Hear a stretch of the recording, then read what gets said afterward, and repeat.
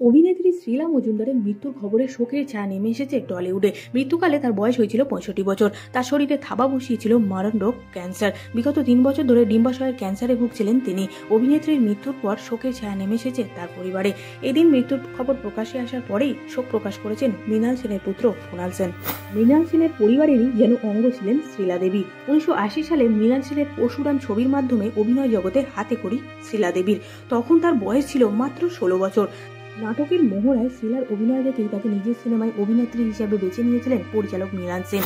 নতুন জগতে পা রাখার পর পরিচালক মৃণাল সেনের হাত ধরেই অভিনয়ের নানান দিক শিখেছিলেন তিনি। মৃণাল সেনের মোট 6টি ছবিতে অভিনয় করেছেন শ্রীলা দেবী।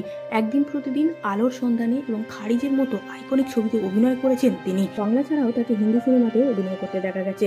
শ্যাম বেনেগালের আরোহণ এবং মান্ডির মতো ছবিতে কাজ করেছেন প্রয়াত অভিনেত্রী শ্রীলা দেবী। এছাড়াও ঋতুপর্ণ ঘোষের চোখের বালি সিনেমায় ঐশ্বর্য রায় বচ্চনের হয়ে কণ্ঠ দিয়েছিলেন তিনি।